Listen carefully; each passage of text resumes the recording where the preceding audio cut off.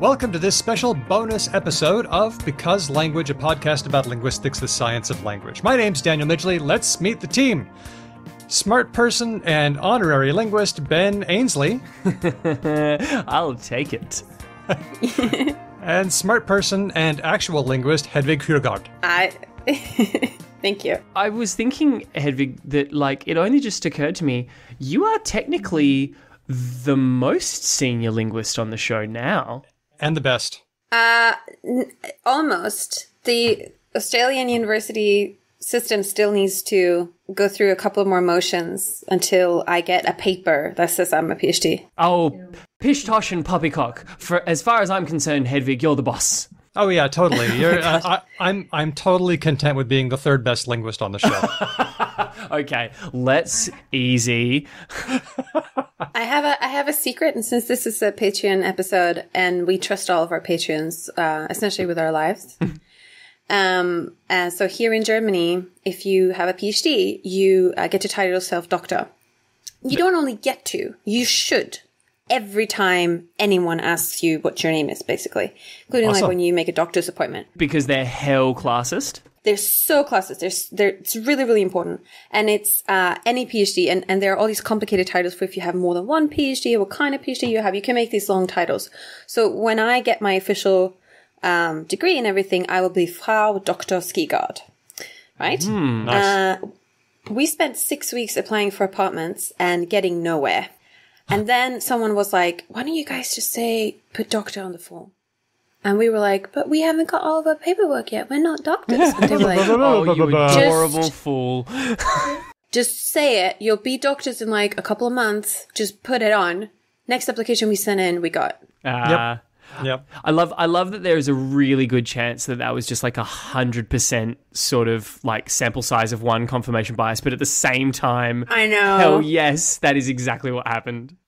A big thanks to everyone who has signed up recently as a patron. This episode is for you. Eventually, we'll release these bonus episodes into the wild, and Hedvig can get arrested for fraud. But Oh, God. Maybe we should cut this out. No, don't. What? This is so funny. Are we doing news or are we just straight into questions? we got some news. First of all, the Australian government has failed a bit in translation. Of course, they have the responsibility to promote good coronavirus information, but according to the translations left on the web and in government documents, well, the translations have been described as nonsensical and laughable. In some cases, a document was published in a mixture of Farsi and Arabic, as though they were the same language. And another image told Chinese speakers, it was supposed to tell them where to look for information about the pandemic, but instead the text just says, use your language-supplied information. This is copy-paste mistakes by someone they've contacted a translator and they've put the text to them and they've gotten the text back and then they have to put them inside the graphic. And the person who's putting it inside the graphic has made copy-paste errors. Ooh, right? Good guess. Yep. Yeah, there we go. Because I was going to go straight to Google Translate fail, but I as much as I'm willing to rag on the Australian government, I had to imagine in a global pandemic, they didn't just give it to me to go to Google Translate, surely. According to the ABC story, the department said it intended to have translators check material once it was posted online to avoid future problems. Good idea, folks. But they didn't do it. Not this time. Well, they probably checked. Yeah, I don't know. Why am I defending the Australian government? But like, I feel like they got the text and the text was okay, and the translator thought, because I've done this before and translated things, and someone else has put it into a thing. But because it's been Swedish and the words are like recognizable from English, people have been like putting it in the right places. But if the person who's like copy pasting it in has no idea what the language is. Wasn't there a story about a bit in Welsh, like a public sign that said something like, I am out of the office. Oh, yeah. If you want me to do any translations, just send them to this address. Yeah. I remember that. That's the thing. That's really fun. Yep. Being able to have materials in your own language is really important, especially when it's about health. We already know that COVID hits migrant communities disproportionately hard, and it's partly because they miss out on important information in their own language. So adequate translation is definitely a priority. Indeed. Next news story, we're kind of sad this week because we've lost one of our great language explainers. Jeff Nunberg of UC Berkeley passed away last week after a long illness. Tell me about this Nunberg character, Daniel, for I know zero about him. Well, I didn't get to hang out much with Jeff Nunberg, but I did get to hear him on Fresh Air, which is a program on National Public Radio. He did apparently 435 episodes from 1987 to 2019. What are we at if we do like the old system and the new system? 405 or so. Oh, we're going to do it. Pretty soon. I've also read a lot of his language log posts, and I've used them in my teaching. And I was very lucky to be able to appear with him for an LSA seminar last year, Media How to Own It. You can see that still on my webpage, danielmidgley.com. But I just wanted to pay tribute to Jeff Nunberg, who was a good guy and a great linguistic communicator. Oh, well, Vale. That is very cool. Yes, indeed.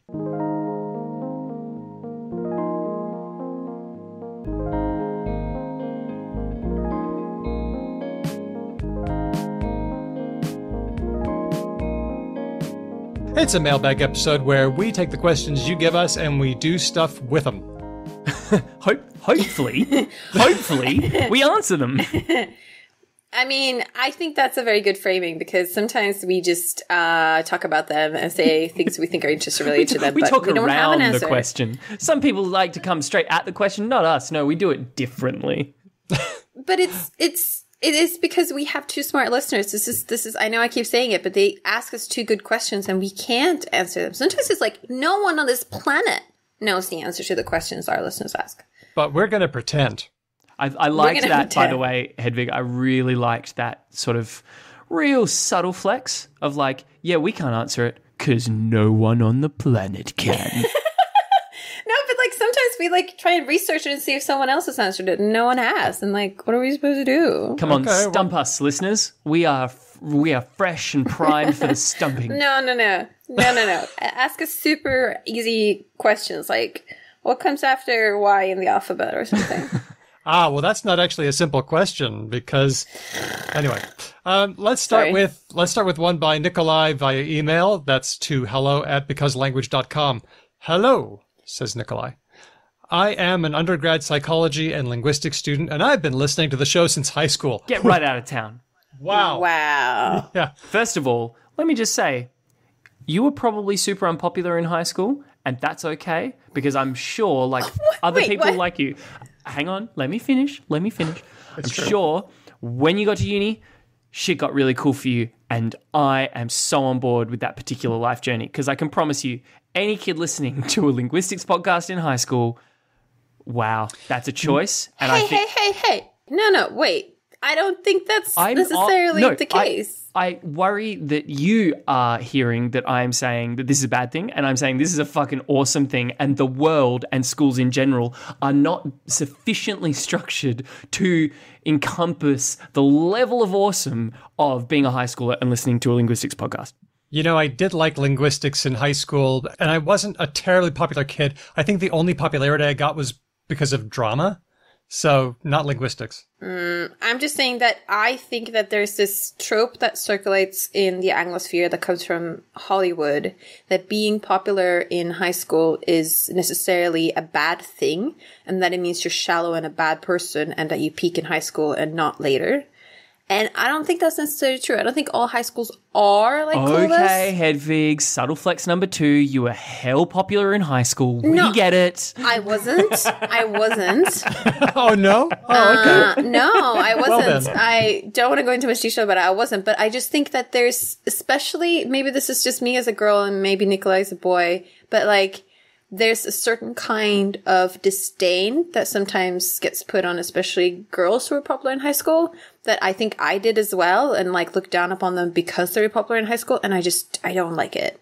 Okay, that's fine. And I can see that I have jagged into a little bit of discomfort, and I do apologize for that. Okay, but now I'm going to needle that because Facebook has shown us that all the popular kids in my high school totally peaked in high school. N equals one. But okay. Sorry. Can I get back to Nikolai? Anyway, what's your question? Nikolai says, I'm pretty certain this show influenced my decision to study language by showing me the wide array of interesting subfields and ideas in linguistics, and for that, I thank you. Yes. I've noticed people, including me, find it really difficult to tell the emotions of someone when they're wearing a pandemic face mask. It seems we are literally masking our emotions. This reminds me of the ambiguity of texting, but we've created emojis for that. What are ways we can communicate the emotional content of our speech when our face is covered? Ooh. Can I say something? Yes, Ben? There is a science fiction series called The Expanse, which tackles this exact problem. So, in The Expanse, there is a class of people who are born and raised in space and thus wear a spacesuit, including a helmet, for like a huge portion of their working lives. And so a sort of physicality, hand signal, what's the word for like a side language, like an adject language that happens at the same... People usually call it paralinguistic. Yeah, so like a paralinguistic suite of gestures which would confer sarcasm or like affection or like essentially serve in the same way that emojis kind of do in the way we use texts now. So that's one way we could possibly do it, but I think we would have to be wearing masks for a really long time for that to start to develop. Well, you're in luck because... Okay, sure. So here in Eastern Germany, where I now live, people wear masks when we go to the shop and when we are on the train, and all these instances where you might accidentally bump into someone, or you might want to smile to your cashier and say, I should go and speak the English because they asked you something complicated and you don't know what it is. And the good thing for me as a newcomer to this country is that I think Eastern Germans smile on average less than Australians normally. The East Germans are a dour people. This is news to me. And not seeing that part of their face means I don't see the lack of the smile. So what you're saying is the classic, essentially vapid, empty male who then can have like most of personality sort of projected onto them. You're doing that with East Germans. You don't see any facial expression, so you're just like, I bet they're smiling. No, but it just makes the absence of it less jarring for me. Me, on the other end, am acutely aware that people aren't seeing my face. So I am smicing more with my eyes. Smizing. I'm doing more head gestures. Can we go back? From I like smizing. Tyra Banks. Yep. What? Tyra Banks, smicing. Neither of you... who is Tyra Banks, first of all, and what is smizing, second of all? Tyra Banks is a famous supermodel. Okay. She is the host of the show America's Next Top Model. Oh, okay. I have heard of that show. In which random women and sometimes also men from around America and then also expanded to outside of America compete to model. Become. So where does smizing come in? They do photo shoots and sometimes they're supposed to smile with their eyes but not their lips. Ah. And they basically are giving them like these crazy instructions for how to do body language and how to do things in order to make the photo shoot the way they planned it. Is smizing just squinting a little bit? It is essentially squinting. Yeah. Okay, cool. Yeah. Okay, so it sounds like we don't have an elaborate paralinguistic gesture system in place yet, but certainly using your hands to communicate could be something that we do. Yeah, I try to do that.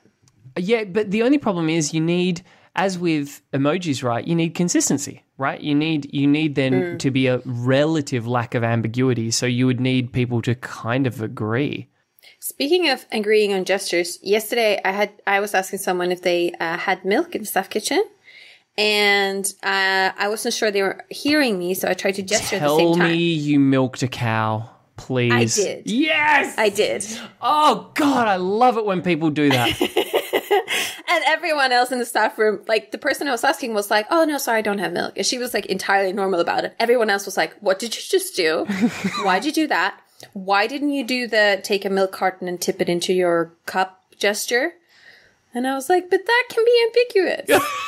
I want cow milk. I just love that in your brain, the importance here is like 100% clarity. So like legs akimbo. I'm hoping you mime sitting down on a little stool, like you got the actual relative height of the udders correct. You set up a little bucket and you started sort of like You warmed your hands first. You really just went to town on this, like, pitch perfect must so fucking cow milking. No, I just did the thing in there. What would you guys do? Daniel, what would you do? If I wanted to communicate milk, but not any kind of non-bovine milk? Just if you want to communicate milk, because I honestly would have been happy with any milk at that stage. Yeah, I guess I would probably pull some teats, my friend. I've got to be honest, in a work environment, at least in my work environment, miming pouring anything into a cup would mean milk. Yeah. Because there's just no other fluids that are consumed at work. All right, so basically our channels are gesture, we've got eyes, and then you've got to do it through Daniel, your voice. Stop it. We're talking about miming cows. How dare you drag us back on topic? In answer to Nikolai's question, I have also, because I looked this up for my sister, there are special masks you can buy. They're a bit more expensive that are clear. Oh. That are either clear if only in a little window in front of your mouth, which looks grotesque because it's weird. Like... That looks very weird, but there are ones that are fully clear. I don't want to name any business names, but if you basically Google like clear face mask medical, there are, because these have been produced for example, elderly homes, or for people with hearing disabilities so that they can read lips, or in general, like people with dementia, if they are cared for by people who are wearing fully covered masks, they can actually get quite anxious because they can't read the facial expressions. Can I offer a last piece of advice to Nikolai, which I think we are all very silly for not having said sooner? There is a fair amount of compensation, emotionally speaking, that can be done if you start getting a bit better at your vocal delivery. Voice, yeah. So because like we three do a podcast, and Daniel and I did the radio before that, and like I did radio at uni a billion years ago. Like you can actually, through pitch, pause, tone, pacing, all that kind of stuff, you can communicate not as anywhere near as much. I don't want to say that, but you can definitely convey some emotionality in how you think, how you speak as well. So that's always something that you can have a little fun. I feel like Seymour Skinner. See how many envelopes you can lick in an hour and then try and beat that score. Like you can have a little bit of fun trying to practice getting a bit more expressive tonally with how you deliver what you say. That's a very good point. That's a good point. Well, so in general, we got a range of choices. We've got hand gestures, we've got posture. We've got the sound of our voice, the intonation, and the rate of delivery. Don't be afraid, Nikolai, as well. If you're worried that someone's taking things too seriously, just take one step forward and run the back of your hand down the side of their face to let them know that you you're very sensitive and gentle towards whatever it is they're saying. I think that's a really great idea, and I think it will work really, really well for you, and you should 100% do it to everyone. Thanks, Nikolai. This is the wrong episodes, wrong answers episode. Answers for only. sure. Yeah. Okay. Let's see if we can sneak in one wrong answer per question. Okay. Yeah.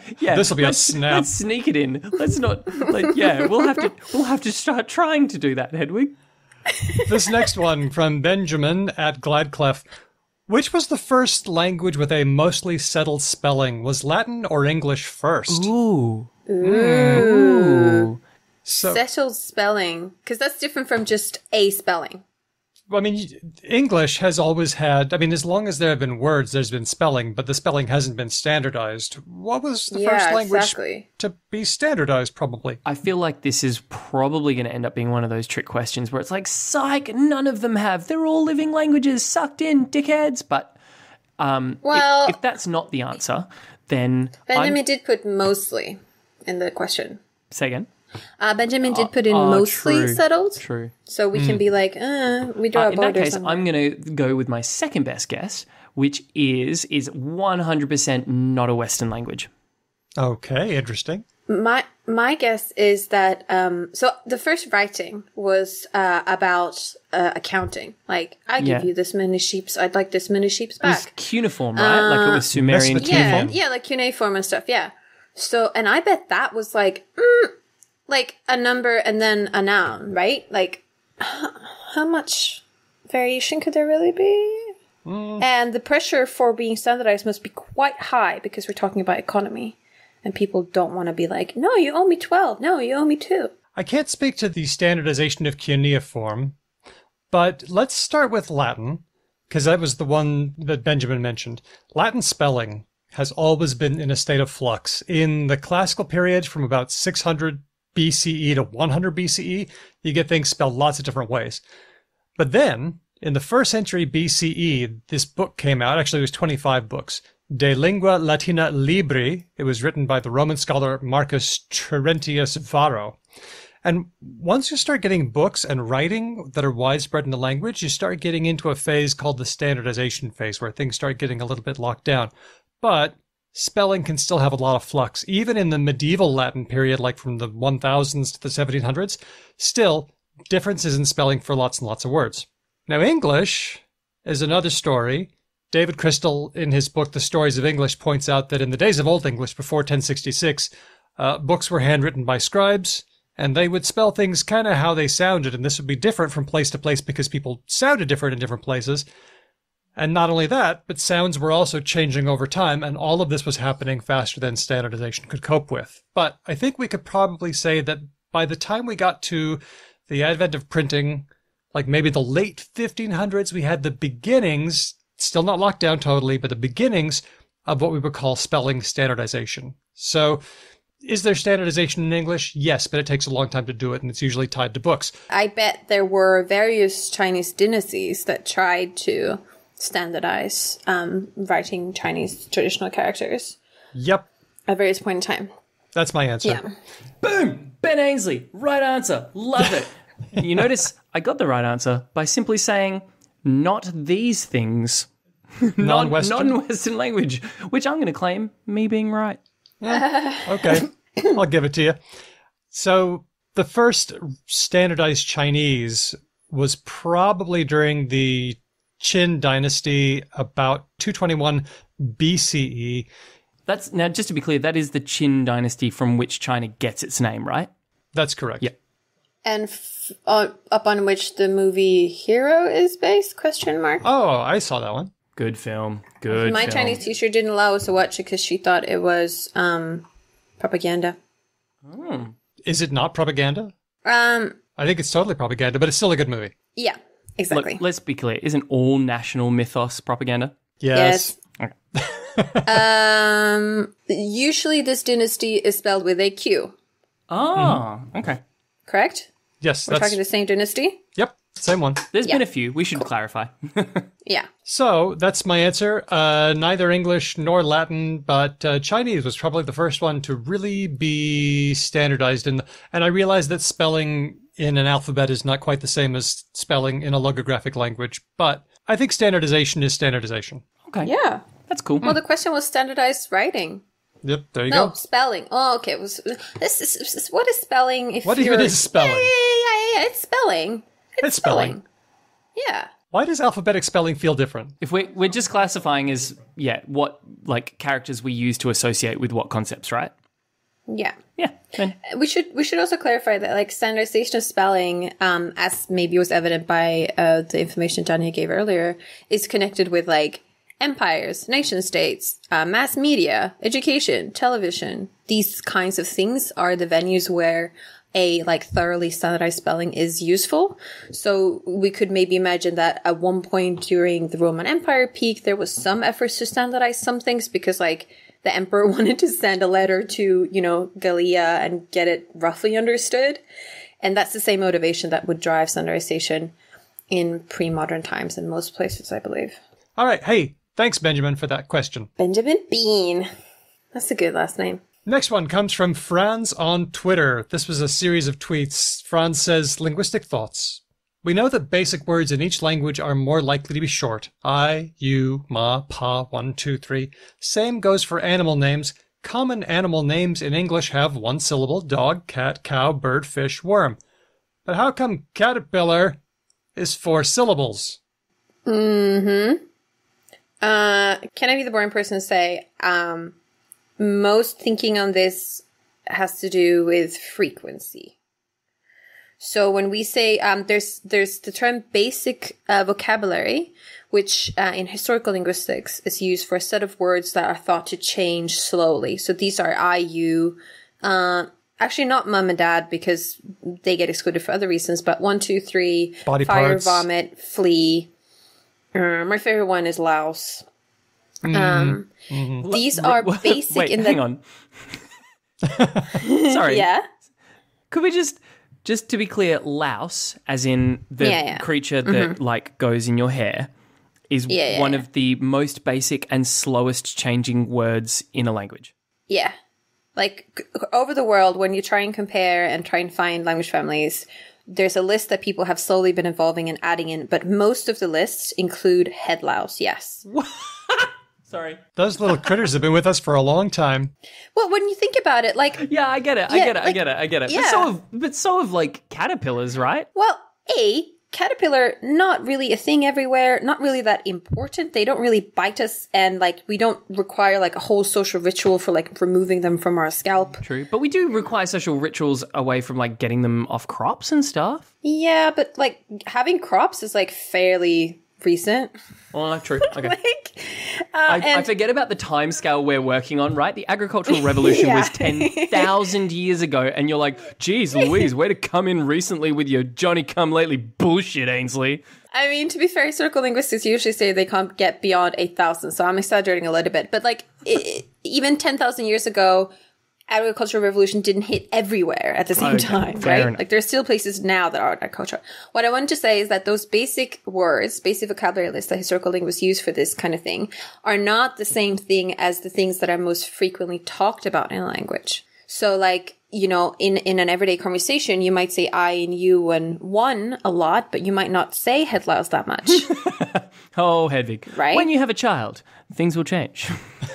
Oh, dear. Well, we've talked about this. That's probably not going to happen. But anyway, so there's the other thing, which is the most frequent words in language, which are likely to be grammatical functional items, which are usually not included in these basic vocabulary lists because they have a whole different set of change dynamics to them. And historical linguists generally think that they are not good for historical reconstruction in the same way. But things that are said often tend to be shorter. And that's why I feel pretty certain that if there was a reason for us to be talking about caterpillars suddenly a lot, like, for example, if there were a caterpillar plague or something, I don't want this to happen, you know, and there's still time because it's still 2020. But if that were to happen... Wait, we hate caterpillars? I'm sure we would start abbreviating them to cat. Oh, I saw a cat the other day. Yeah. Yeah, so the theory that France is driving in this series of tweets is essentially because they also write, people must have interacted with caterpillars long before agriculture. So the idea is that if we've been around a thing for a long time, then natural wearing down of the word should mean that it becomes shorter. Yeah. That's the theory. And That's right. The counter argument to that is that if there's a thing that's we don't talk about that often, we might be more likely to borrow in a new word from another language from it because it's not very important to our identity that we say whatever it is we're saying. Because caterpillar looks like a loan word. It is a loan word, and it hasn't been around quite that long. It's only since the mid-1500s. It comes from cater, pilos, which is an old French word, which the cater actually is the cat, and the pilos means having lots of hair, so it's a furry cat. Oh, because some caterpillars are, like the ones we get here in WA, are actually tiny little fluffy things. That's right. Yeah.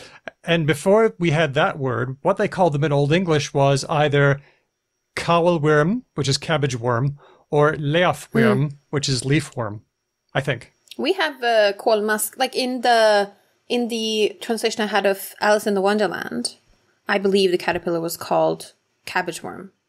Oh, wow, yeah, okay. Yeah. But we usually call them 1,000 footies or 100 footies. What, millipede and centipede? Yeah. Yeah. Anybody know why butterfly looks like butterfly? Oh, yeah. Good question. I have a story about this. Sorry, this is tangent town, isn't it? Sorry. Yes. Hey, one wrong answer. So here in Germany, it's illegal to kill wasps. Wow. If you kill a lot of them, you might get a fine. If you kill one or two, probably no one's going to care. But Right. I killed some wasps accidentally. This is really the Patreon episode where our patrons could really fuck me up. Just to be clear, though, just really quickly, moths are not bees, right? Like, moths are not some sort of, like, super essential component of the ecosystem the way the bee is. I feel like killing a wasp is not that big a deal. You should not necessarily be hung out to dry for this. They are, like, predators. That's all. So the wasps here in Germany are classified as, they actually do pollination, and they are classified as important. So I was looking at this article about this. So there's like what was it, like 50,000 euro fine? That is so I was huge. like, okay, I because I made a funny video about my dead wasps, and I got a text from my supervisor saying, maybe take that down. Oh, shit. So I did. Wow. So I was looking at the list anyway, and it was like, also other things you can't kill, and it was like bumblebees, and I was like, fine, I'm not going to kill bumblebees. And then it said butterflies. And because I was thinking about flies, I was wondering, please don't tell me that I can't kill fruit flies, because I really want to kill fruit flies. So when I saw butterfly, I went, that's a fly who's associated with butter. Do you know? No, I guess. Yep. Yeah. Would that be your guess, Ben? That it's something to do with butter? No. Okay. I reckon it's closer to I reckon it's got more to do with the words are failing me. Color? No. A lot of butterflies are yellow. In the way that bumblebees are called bumblebees because of like an association with like an older English word. Like I think Dumbledore is actually what a bumblebee used to be. I have a feeling butterfly did the same thing. Like it used to be older words and we've kind of morphed it into kind of more contemporary sounding words. Does that make sense? Mm. Yeah, like if it became normal to say hamburger. Yeah, in the same way it used to be Dumbledore, and then it became Bumblebee because those two things sound a bit more like their actual words. Then I'm thinking butterfly was the same thing. It actually maybe used to be called like beautiful or something. And we just, after a while, as a language speakers, we were like, that sounds dumb. Let's call it butterfly. Okay, well, surprisingly, the butter in butterfly is actual butter. Oh, what? Yeah, people thought that they actually ate or they would steal the butter. But you got a bunch of butterflies in the barn molesting the cattle, trying to slurp up that milk. Oh, I mean, they Hedvig, don't. You need to add that to your milking mime, batting away butterflies left and right as you're trying to milk the invisible teats. Yeah, they don't do that. They don't actually drink milk, but people thought they did, and so they were thought to be butterflies. Wow. There you go. There you go. So until I saw that article and I read butterfly, I had never actually segmented the word butterfly into butter and fly. How about that? Had you? Like that was like genuinely a revolution for me. I was reading it and I was looking for fruit fly and I saw butterfly and I was like, I've never heard of that kind of fly before. And it took me like a full couple of seconds until I was like, oh, it's a different thing. Yeah. I feel like we need to... What's that? We need to spoonerize it. Flutterby? Yeah. Makes a lot more sense. Flutterby. I thought that maybe one of you two would tell me that was the real etymology, because that's something that people think, and that's not quite so. Oh, okay. It was really cute though, because they flutter by. They flutter by, but that's not the etymology. I love when my real just shit off the cuff jokes really land with one of you. It makes me so happy. So, general answer to Franz's question, yes, words for tiny things can be longer. This is one of Charles Hockett's design features of human language, arbitrariness. So, tiny things can have big words. Microorganisms are tiny, but cows are big. But if we start using these words more often, we'll shorten them, and this is known as the brevity law, or Zipf's law of abbreviation. Zipf's law, by the way, is so cool. It's so dope. I like it so much. And then, more to his question, it turns out that caterpillars used to be leafworms or cabbage worms, but then the word got borrowed in. There you have it. Let's go on to Kevin's question on Facebook. It's all dudes. Women, give us your questions. Oh, yeah. Kevin says on Facebook, today in a radio address, Georgia's governor said, since the pandemic begun. Since the pandemic begun. I cringed, not just because begun without an auxiliary sounds non-standard, but also because it's the kind of construction that, even if it were to come naturally to a speaker, likely would be suppressed, lest that person's speech come across as too regional, and thus less prestigious. I say this as a Southern American English speaker myself. Regardless, I Googled and found several examples of where a news story used "since the pandemic begun" instead of what I thought was a more conventional "since the pandemic began." The list includes the Daily Mail, LA Times, Washington Post, and some others. And Kevin has included screenshots of all of these "since the pandemic begun" in major newspapers, and you can find them with a Google search yourself. Kevin, I just want to quickly interject to say I really love the conspiracy theorist vibe of clipping out all of the different ones. I'm huge. I'm for it, mate. I really you're marching to the beat of a drum. I really enjoy marching to. Keep doing the good work. Is this, asks Kevin, maybe something that's been promulgated because spell check or predictive text is getting it wrong? Or has this usage made its way into standard American and beyond English, and I failed to get the memo? What do you think?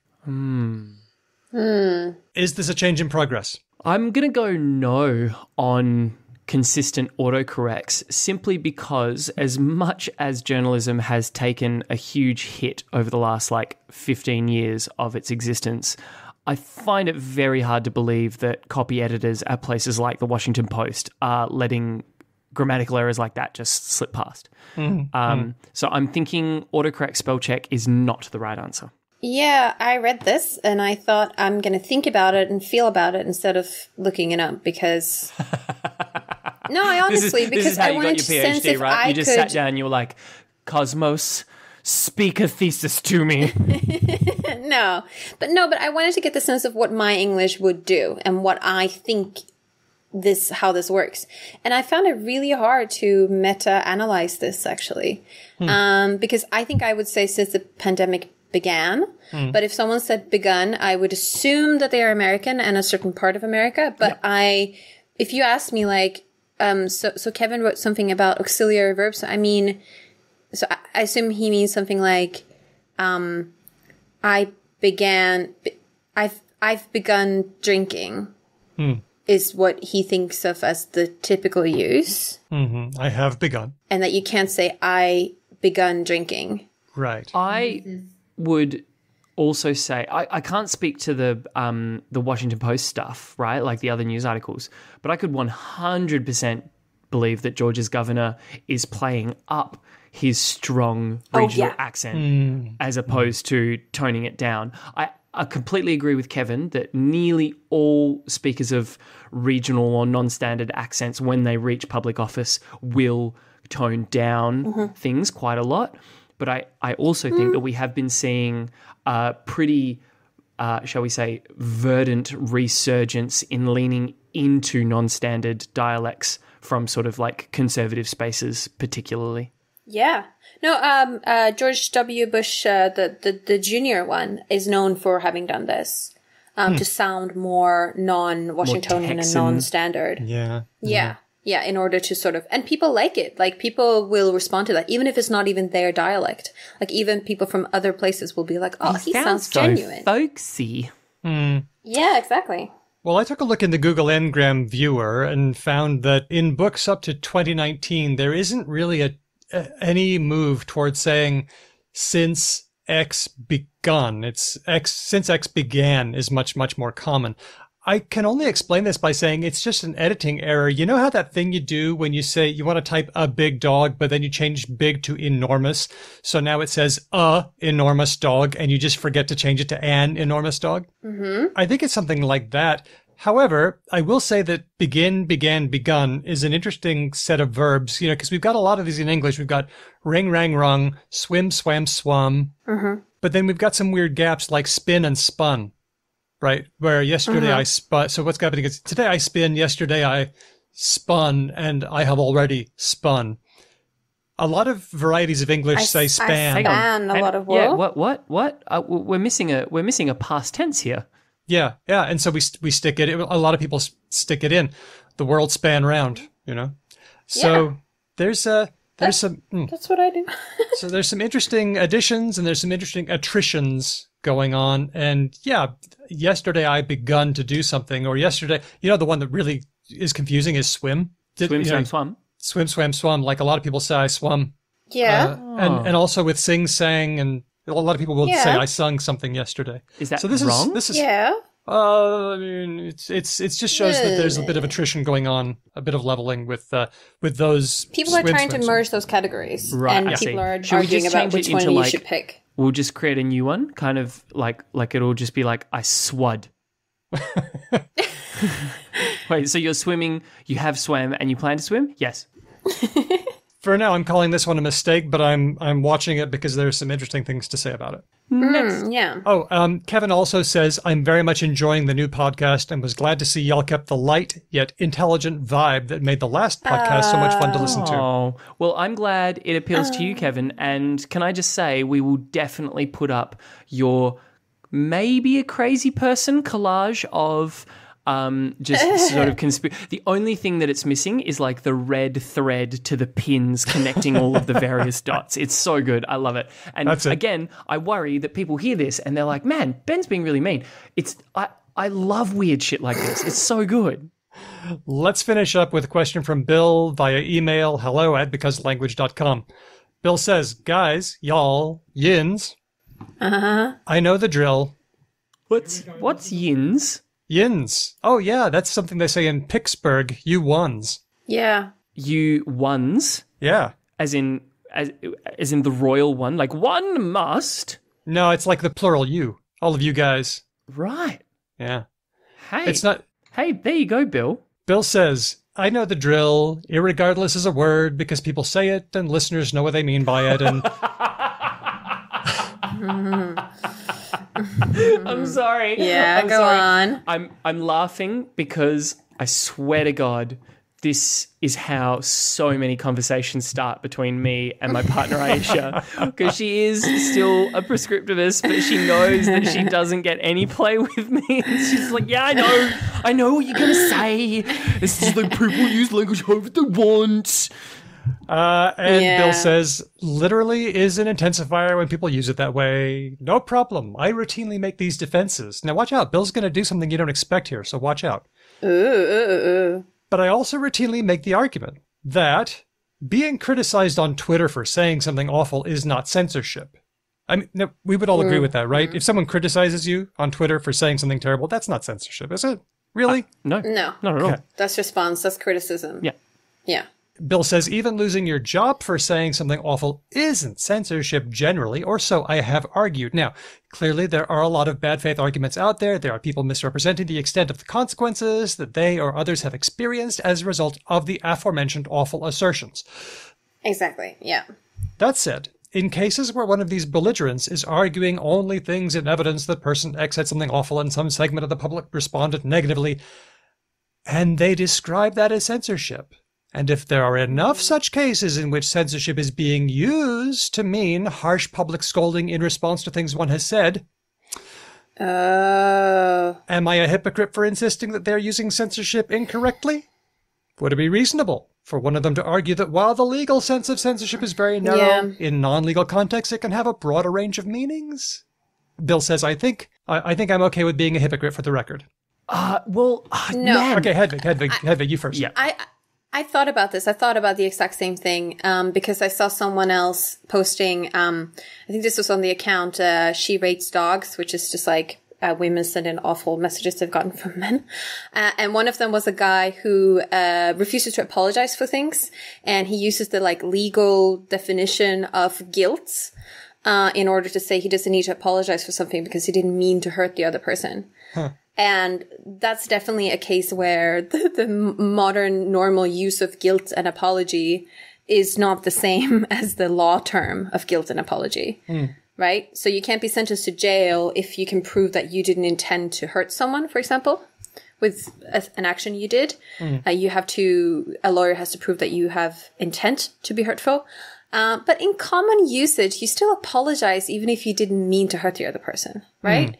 Because we think that you should be considerate and have some, theory of mind, empathy skills to be able to understand the actions of what you did. And I think this censorship thing is a little bit in the same category that like we can have a legal definition of censorship, but I think this is an interesting question. I actually like this question. I don't know what to do about it because it is possible, like Bill is saying, that the common discourse term of censorship is drifting in another direction. Like, first of all, I want to throw a massive kudos to Bill, because this is, like, remember how we said before that, like, our listeners are heaps fucking smarter than us? Like, this is what a great example of that. Like, Bill, this is such an awesome question. It was a curveball. It was a really interesting curveball, but I'm going to fling one straight back at him. You ready for this, Bill? I hope you got your catcher's mitt. What if we use a word that currently exists that means exactly what this broadened definition of censorship is becoming to mean, right? And bonus, it already sounds exactly the fucking same as this word. Censorship. Oh, I see. It's a word. It exists. Huh. The act of blaming, criticizing, or condemning as wrong. That's censure, as Censorship. in censure. What? Wait, what? This is when your like media studies skills come in. What? Yeah. Okay. I'm gonna take you through this step by step. All right. If your mind has not sufficiently been blown, listeners, prepare for a step by step blowing. Okay. Censorship, the word that Bill's question was about, is spelled. Where are we? C-E-N-S-O-R-E. Right. Yeah. C-E-N-S-O-R. Yeah. Censor. Right. There is another word in English called censure, which is C-E-N-S-U-R-E. And the definition for censure is the act of blaming, criticizing, or condemning as wrong or reprehensible. What? And if you add the suffix ship to that word, well, gee willikers, what you get is the act or process of censoring or condemnation. Bow, bow, bow, bow, bow, bow, bow. That's funny because I see that on Etym Online, those two words, censor and censure, are related. They both come from the same place. Yeah, Ben Ainsley for the win. This is very interesting. So, but I want to be clear here. I'm not digging up a fossil. Like, censure is still a word that's used. Yeah, but, okay. I feel like we haven't really touched the people who want to say, because I think what's happening is Bill is having discussions with people saying he was censored. And Bill says, no, he wasn't. That's not the meaning of that word. And the other person says, well, it is by my definition. It is by an expanded definition. I don't really answer his question, but it feels like such a good thing where he can just come back and be like, it's actually censorship. And then you're that annoying guy. Yeah. I know. Yeah, I know. Well, okay. I think Bill's right. I think, unfortunately, like there is a little bit of a live by the sword, die by the sword thing going on here, right? We can't, in all good conscience, do a news story about how a really awesome person has written to, I think it was Merriam-Webster, to be like, I'm really sick of your narrow definition of racism. It now means something much bigger and it needs to encompass more, and having people be like, yep, totally. And then not also acknowledge that this is happening here too. We had the same discussion with Jane Solomon, the lexicographer, who said, the word feminist has different definitions. Like some people say it's somebody who is interested in advancing the cause of women. Other people say it's a woman who hates men. And that's what it means to them. And so what do? Well, in a dictionary, you describe them both, but then you use a usage note and you say, this definition is archaic, or not everyone agrees with this definition, or this is only in certain places. Like I do this with atheist, right? Like people say, oh, an atheist is someone who's certain that God doesn't exist. And I say, well, I don't use atheist that way. So I guess I'm a linguist, but I'm a language user like everybody else. And it's okay for you to stump for the meaning that you think is most appropriate. At the same time, we can't just say, that's not the meaning. I think also when people talk about censorship online and when they have these discussions about being criticized, and this is going to maybe sound weird coming from a linguist, but like words represent concepts, and you can use a longer sentence or something and you can say, in order to talk more clearly, and if there's confusion around terms, maybe you need to use a full sentence or something to explain what you mean. You can say something like, I don't believe that it is a problem that you are being criticized for this thing because Twitter isn't forbidding you from saying this thing.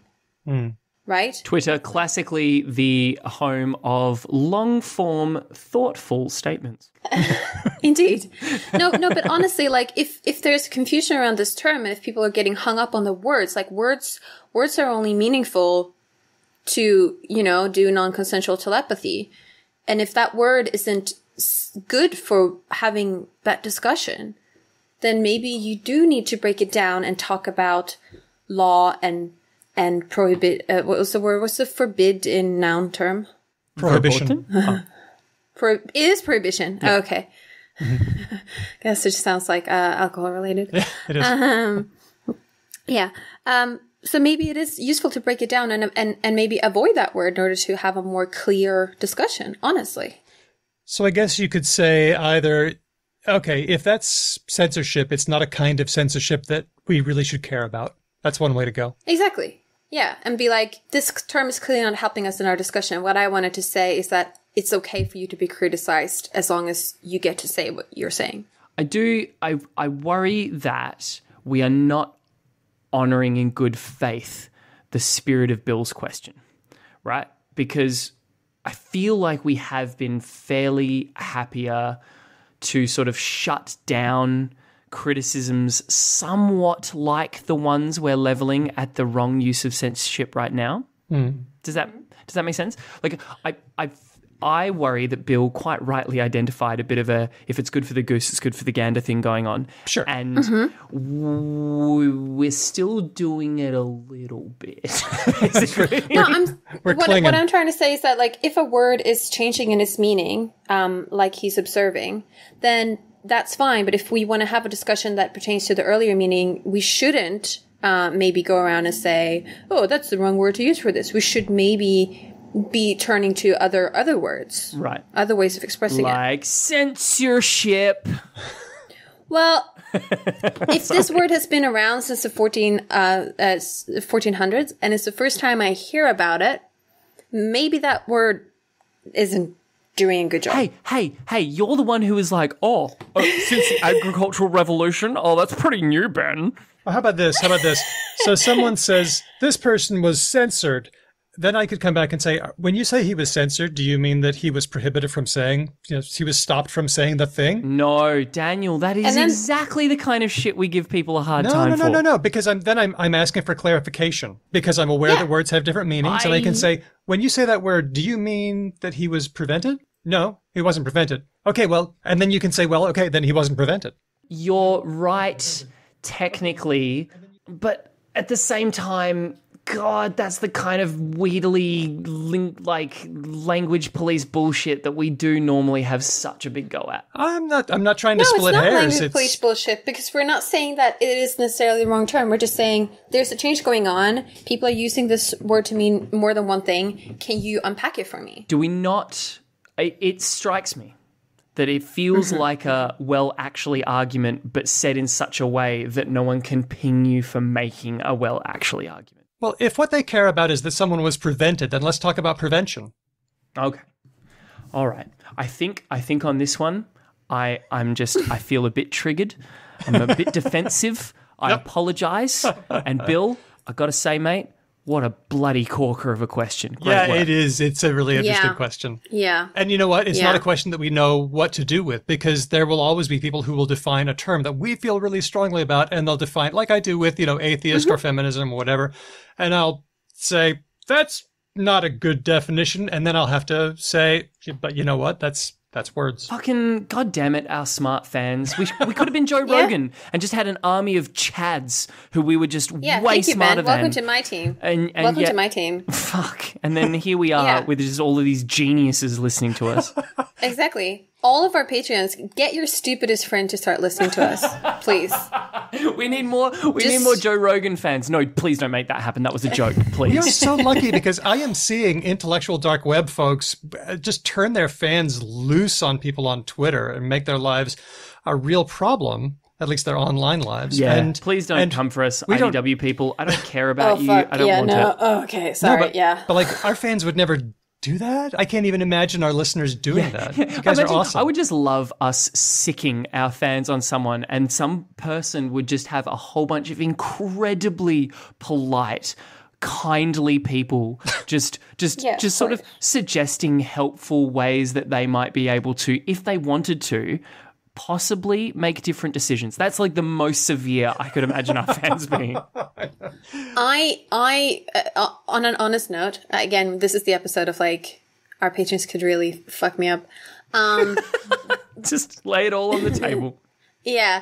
No, but like I can find myself when I want to be mean to someone online because I believe they have a wrong belief or something, I must admit that I slip into a patronizing stance of like trying to help them. Hedvig, you are. Like, this is exactly what I was identifying just before. Way. This is 100% what I was getting a bit triggered by with Daniel's statement before, because smart, like highly educated Westerners all fucking do this. We all do. Yeah. Like we lord ourselves over someone, and the more we can make it clear that we are making them stupid, not because we're trying to, but because we're just existing at our own level of intelligence, it's such a fucked up thing to do, and I do it too. Yeah. And it is, I mean, it is better than like saying like you fucking go die in a fire, you people. Piece of like garbage or whatever. Yeah. And the alternative, and I think Daniel's suggestion was actually a little bit better than my patronizing things, which I don't want anyone to look up. Definitely ask for that now after you've just outed it the way you have. No, but like starting with a question, asking someone to clarify, trying to do it as non-judgmentally as possible is a little bit better than unprompted offering helpful advice in a patronizing manner. Yeah, the wrong way to do it is, that's not the right definition, but the right way to do it is, do you mean this? Okay, I don't think that. Yeah. Yeah, like it's a little bit better because the alternative is either being super rude and joining like the legions of trolls or not engaging in it. I choose not engage. If one of our listeners, and we do have very smart listeners, know another path that isn't being patronizing and judgmental and trying to be like, oh, did you mean blah? Or being a troll or leaving it be, that is like a life question I would like help with. Well, you know my rule of the internet. It comes from the Billy Joel song. Uh-huh. It ain't no big sin to stick your 2 cents in if you know when to leave it alone. And there comes a time when you got to say, I said my bit. And then you just don't come back. Yeah. I've started to notice this. I'm in my 30s now, so I think I've reached like peak wisdom, which is probably not true. But like, yeah, I've been trying to do that. It's hard though, man. It is hard. It is. Like, being your best self is a fucking chore. It's no fun at all. Yeah. Well, hey, thanks to our listeners for all their good questions. You know, you can send us questions too. Engage with us on Facebook, on Twitter. hello@becauselanguage.com. We want to hear from you. Let's get questions from as diverse a collection of our listenership as we possibly can. Yes, please.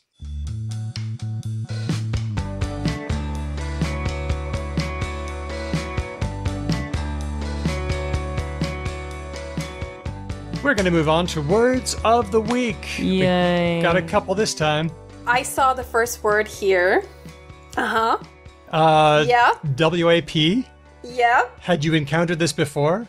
I believe I know what it stands for. I'm a little bit confused why we have it here. Uh-huh. Well, tell me the P stands for penis.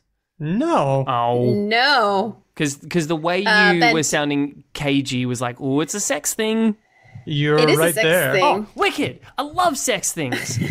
Oh, God. This is the name of a track from Cardi B and Megan Thee Stallion. Oh, wet ass pussy.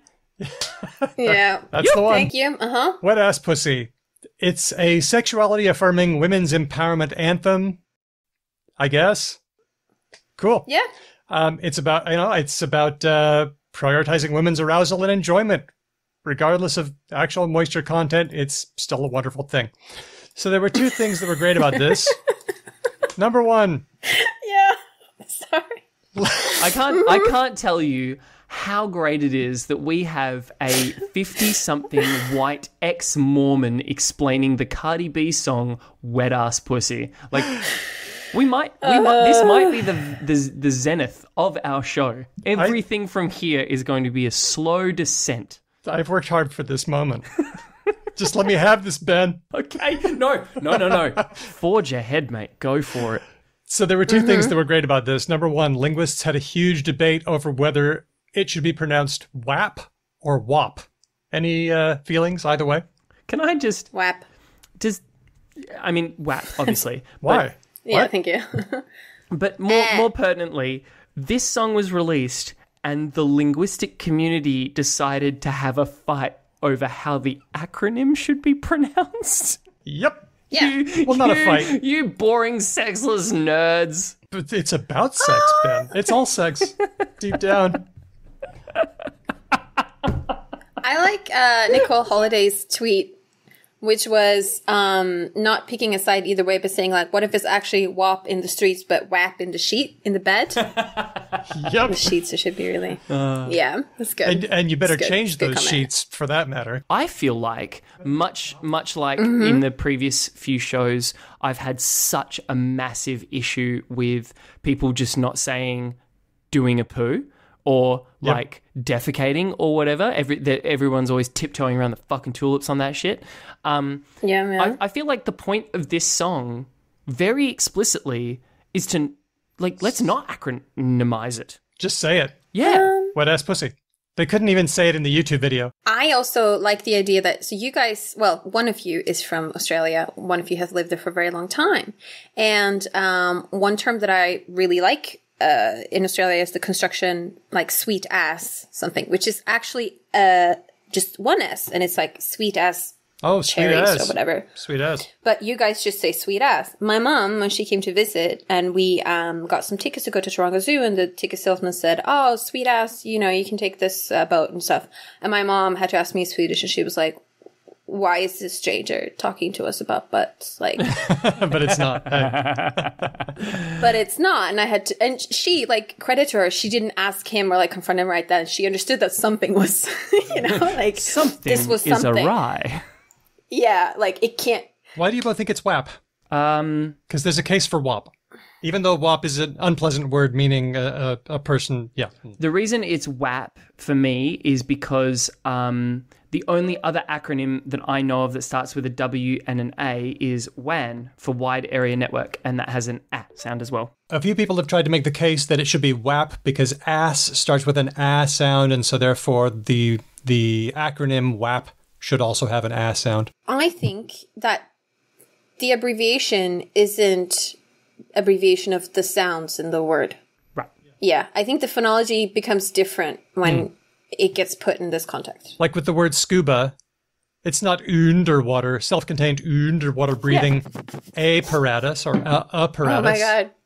Right? I just had a sip of coffee just before you said that, and I had to like struggle to keep it in because Sorry. I love the idea of like Underwater. underwater. Yeah.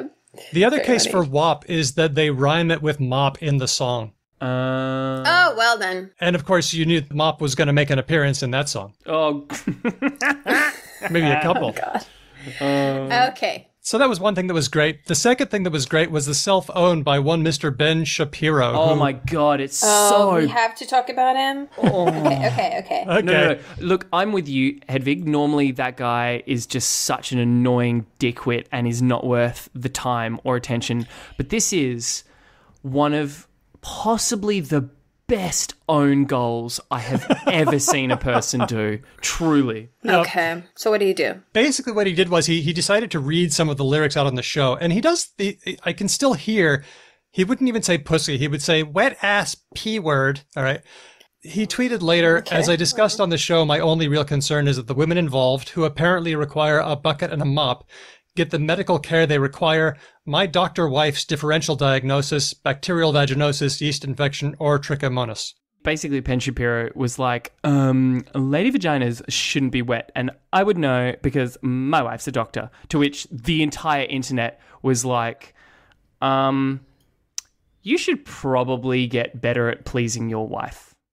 Which is the message of the song. There we go. Okay, let's go on to our second and last word of the week. Presumptive U.S. presidential Democratic nominee, and I'm sorry if I got those adjectives in the wrong order, Joe Biden, has chosen Kamala Harris as his running mate. Yes, it's Kamala, not Kamala. Some people refuse to get this right. And Oh, I've never heard that. Here's a word that came up in the discussion. The Washington Post says, as speculation dragged on in July, Biden said he wanted to be, here's the word, simpatico with his running mate. That is, and then they helpfully explain, he wanted someone he could get along with. Have you heard the word simpatico? I have. I have, and I didn't understand it when I heard it, and I'm not sure I understand it here, because famously, and I thought that was a good selling point for Kamala Harris as the vice president, she didn't get along with him in a debate. Oh, there was a testy exchange. Yeah, and I thought that was great. I thought that showed that he chose someone who was willing to criticize him, and I was like, that sounds cool. That is cool. Yeah. Not that I know, like, this isn't an American politics podcast. Don't at me. I don't know enough about this, but just getting along and then choosing someone who's publicly criticized you, weird move. Yeah, I mean, it's hard to imagine the current president and Kremlin asset Donald Trump doing that. Some people are just allergic to criticism, but Biden shows he's not, and that's admirable. Admirable. The word simpatico comes from Spanish simpatico, sympathetic, which ultimately ties back to sympathy. But of course, sympathy is one of those weird words where in English, if you say you have sympathy with someone, it means something terrible's happened, but you can be simpatico without having sympathy. Have you guys read the Kingkiller Chronicles? I have. Well, only the first two. Come on, Rothfuss! I have not. Yes, indeed. There's a type of magic there called sympathy, which is when you establish a link between two objects and make them have a connection and make magical things happen. And it's supposed to be the more equal, the better. Yes. Right, okay. There's also a term sympathetic magic, which we talk about in skepticism, where if you eat like walnuts and you think that walnuts are good for your brain because walnuts kind of look like a brain, and the two things are kind of similar, that's sympathetic magic. Some people think that eating fat makes you fat. That's not true, and it's a form of sympathetic magic as well. That's actually really similar to Rothfuss's use. Yeah, okay. Because you can make a wax doll and make it look like a human, and then that can be a good link. So you got sin, which is together, and pathos, which means feeling. So, simpatico and wap or wap are words of the week. Amazing.